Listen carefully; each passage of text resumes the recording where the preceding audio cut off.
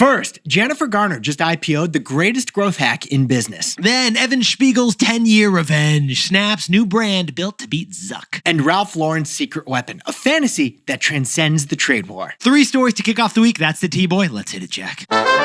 This is Nick. This is Jack. Welcome back. It is Monday, February 9th, and today's pod is the best one yet. This is a T-Boy. The top 3 pop business news stories you need to know today. First, Nick, trivia. What's Ralph Lauren's real name? Because it's not Ralph Lauren and it's not Polo either. It's Frank Lauren. We all know it, Jack. No, we'll get to that in our third story. For our first story, once upon a farm, Jennifer Garner's baby food business surged 20% on its first day post-IPO. Because Once Upon a Farm found the ultimate growth hack customer, first-time moms.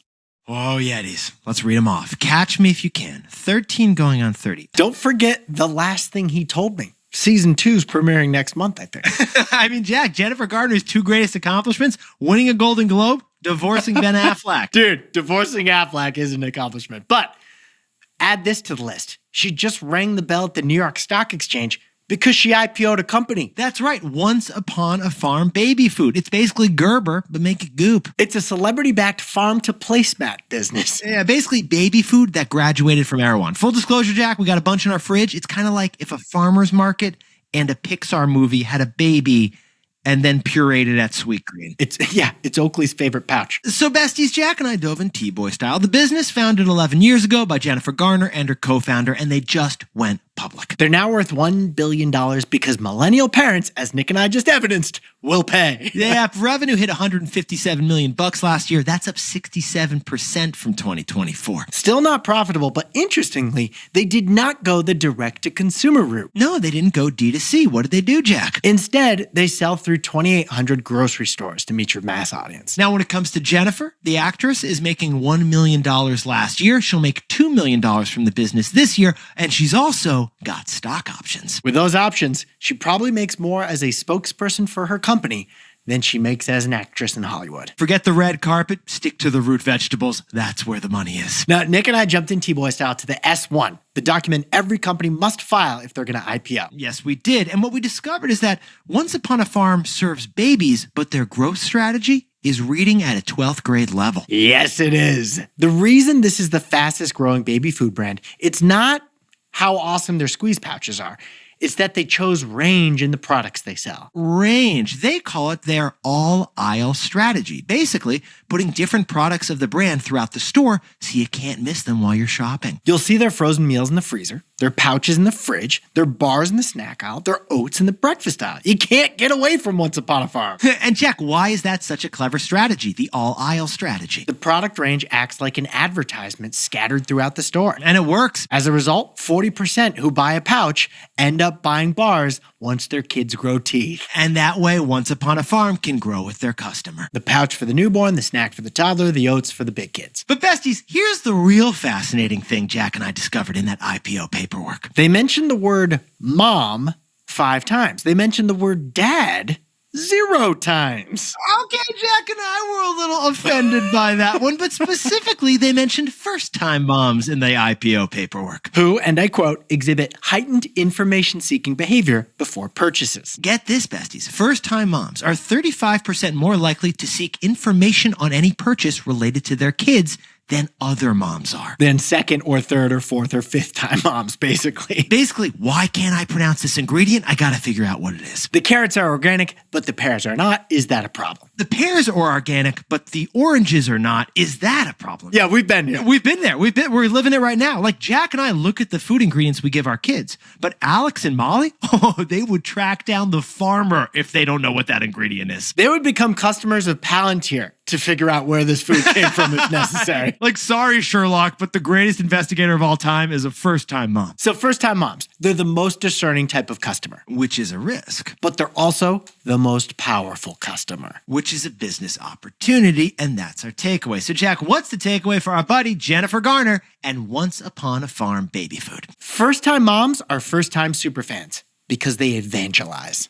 Yetis, Once Upon a Farm reveals that there is no more discerning, no more researching, and yet no more committed customer than the first-time mom. And if you win her trust, she's the greatest growth hack of all because she'll tell all her first-time parent friends. That's right. 55% of first-time parents depend on word of mouth to steer their purchase decisions. And those first-time moms are most likely to ask for a referral, and they're most likely to make a referral. Yes, they give the product the most scrutiny, but if it passes, they will market it. They will promote it on blogs and text chains post-Pilates class. And this extends to full-time dads too. Yes, it does. When I find any healthy-ish snack that my kid will actually eat, I'm looking at you, Wilder, by the way, I'm looking at you, I tell every dad I know about it. I told you got to get the pods on some of those Dino bars. I love those Dino bars. I actually bought like a 13 packet. I'm 0 for 13. Besties, if you can top that threshold and win the first-time mom or dad, they will become your biggest promoter. First-time moms, hard to get, but if you can get them, you'll get a lot of them. For our second story, every idea that Snap CEO Evan Spiegel has had, Mark Zuckerberg has stolen. But Snapchat will not give up. That's why they just created a new company, Specs, to beat Zuck at his own game. But Yetis first to kick off the story. Evan, if you're listening, and we know you are, Jack prefers if we say Spiegel. He was a German major, so we actually insist that we say Spiegel. Dude, Spiegel means mirror in German. Also, since we know you're listening, Evan, you are a capitalist poet. We love reading your shareholder letters. But honestly, the latest one that you wrote was concerning. It kind of freaked us out a bit. You described the company as being squeezed between the tech giants and smaller competitors. On the verge of greatness, we find ourselves in a crucible moment. Sounds a little scary, like the plot of a Lord of the Rings movie. But Evan Spiegel is a super CEO, is he not, Jack? Yes, he owns super shares of the company, which means he has 51% voting control in whatever happens. So he's literally a super CEO. But his core business, Snapchat, it's 1/8 the size of Meta in terms of number of daily active users. And it's 1/5 the size of Meta in terms of how much revenue they make per daily user. So Jack, if we add up those two disturbing numbers, what do we get? Meta makes 30 times as much money as Snapchat does. Oh, that hurts, but that's not even the most painful part, is it, Jack? No, it's not. As we've covered many times on this show. Yes, we've documented it. So many of Meta's most successful features were Snapchat features that Zuckerberg ordered his engineers to copy. Besties, this was the OG Zucking. This was the level 5 Zucking. The Grand Theft Zucking. But Nick, Evan Spiegel still has full voting control of Snapchat. Yes. He has a wife who's a literal supermodel. Literally. He's still got $2 billion in net worth and the vigor of a 35-year-old. So Evan Spiegel will not give up. In fact, he just announced last week a new company within Snap to beat Zuck at his own game. It's called Specs Inc., and they're making augmented reality glasses that will beat Zuckerberg's Meta Ray-Bans. Evan actually said that Meta's glasses are what we built 10 years ago, and they were, Jack. It's another Zucking from Mark Zuckerberg of a Snap idea. And reminder, besties, in 2016, Snapchat launched Spectacles, sunglasses with a built-in camera. And Snap has long been a leader in augmented reality, using your phone or your camera to add digital elements to the real world. Because, interestingly, according to Spiegel, people spend 7 hours a day looking down at their phones. You know who you are. We are. And according to his shareholder letter, he wants us to keep our heads up all the time in the future with a computing device built right in. Ironically, Evan thinks that the solution to screen time isn't no tech, it's actually new tech. Augmented reality glasses. Lenses with screens. And honestly, he's been preaching that for about 10 years now. He will not give up on this. He's kind of like Frodo, Jack. So, Jack, what's the takeaway for our buddy Evan over at Snapchat? For Snap's eucatastrophe to happen, he's gonna need some help. I'm sorry, Jack. Pause the pod for a sec. Can you please define that word, eucatastrophe, that none of us have ever heard before? I can't believe we've never said this on the podcast yet, but eucatastrophe is a term coined by J.R.R. Tolkien. It's used in every action and adventure movie ever since. That's right, besties. This term, eucatastrophe, comes from Lord of the Rings. It's the sudden, unexpected, and joyous turn in a story that saves the protagonist from impending absolute catastrophe. Impending absolute catastrophe. Nick, doesn't that sound like what's about to happen to Snap? I mean, Jack, it does sound like Snap because their stock is down 94% from their all-time high. And they got fresh competition from TikTok, Instagram, X, Reddit, YouTube. To compete against those big tech giants, Spiegel needs some big reinforcements. financial reinforcements. Which is why Evan has established Specs Inc., this new company that can take money from outside investors. Alphabet actually set up Waymo the same way, a separate company that can accept outside money to pay for the huge capex. So if Evan Spiegel is Frodo and Zuckerberg is Sauron, then maybe Masayoshi Son can be the Gandalf in this story, Jack. And Jack Dorsey and the Winklevoss twins can be Gondor and Rohan, Nick. Besties, for Snap's catastrophe to happen, it's gonna need a fellowship. Now, a quick word from our sponsor.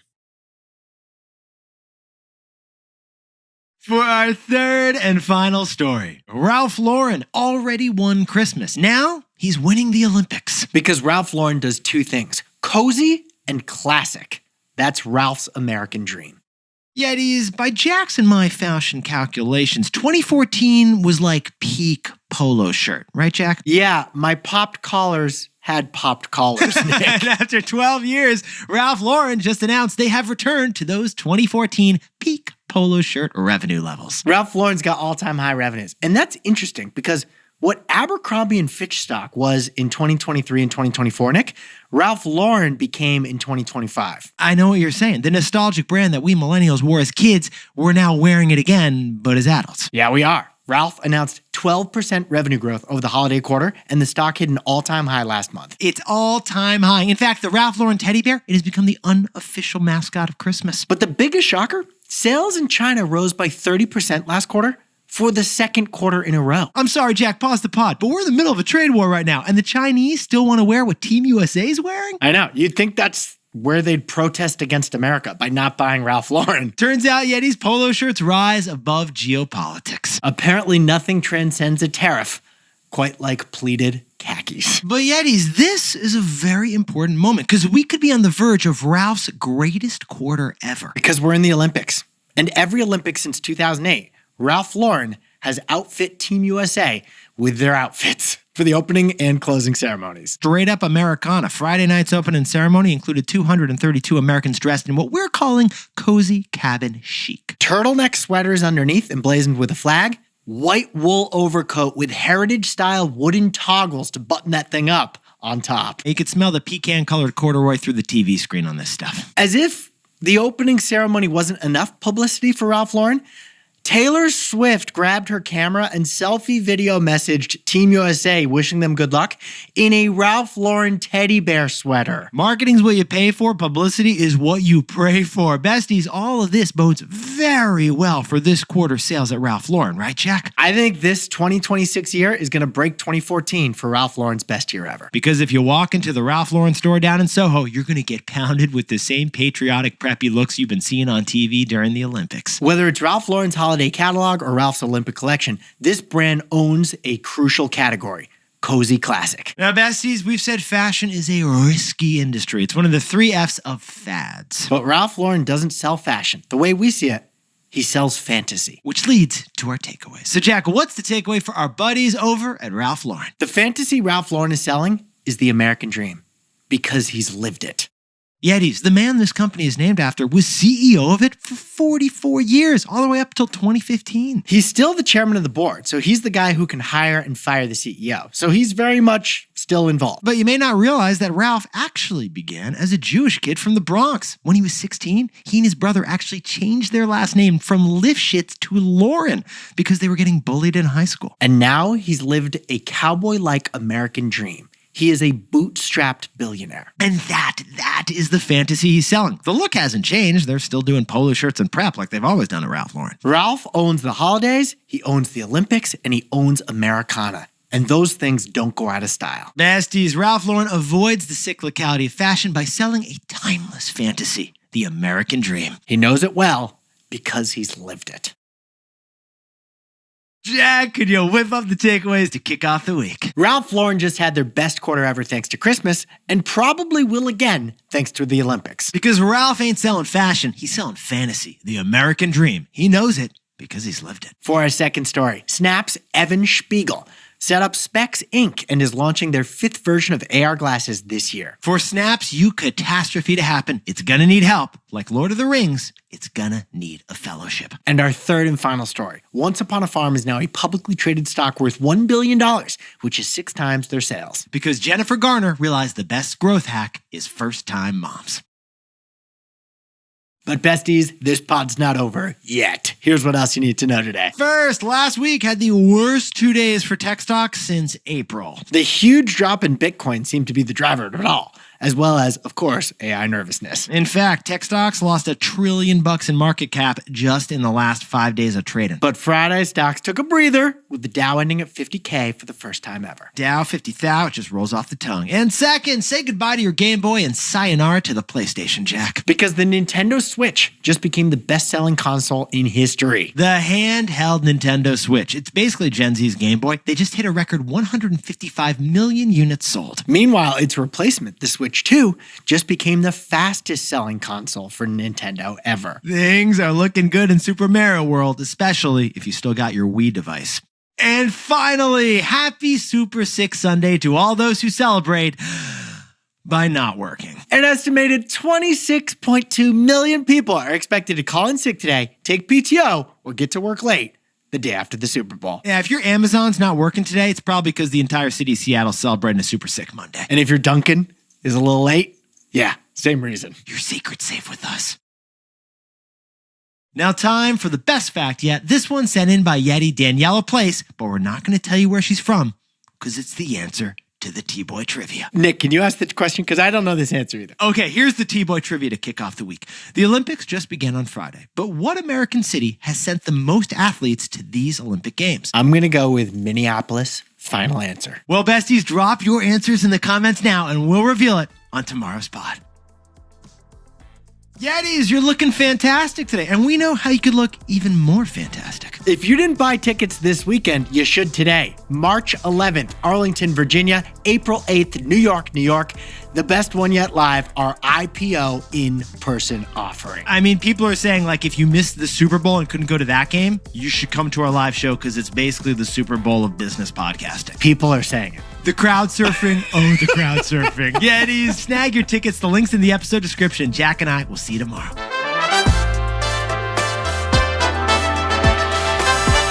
And before we go, a happy 17th birthday to legendary Yeti Kiev Curling from Ulaanbaatar, Mongolia, crushing that art portfolio. And this is our 5th shout out, I think, for Kiev on this pod, Jack. Happy birthday to Jaden and Janelle Van Eckhout from North Dakota, but celebrating the birthday on the slopes of Whistler. Not too shabby. And Sean Joyce, enjoy the best birthday yet in the Garden State. Happy birthday to Sam Barber, turning 24 in Royal Oak, Michigan. And Erica Warner, a happy birthday in New York City. The Fruit Hoops team is going to win the championship this year. Happy birthday to Ruby the Wiener Dog in Dallas, Texas. And a happy birthday to Andrew Martin from Cincinnati, but celebrating at the St. John's game over in New York City. Happy anniversary to H.O. and K.O., celebrating in Texas. And Neil Duvet has got a 1-year anniversary of his New York City bachelor party. And to anyone else celebrating something today, make it a T-Boy. Celebrate the wins.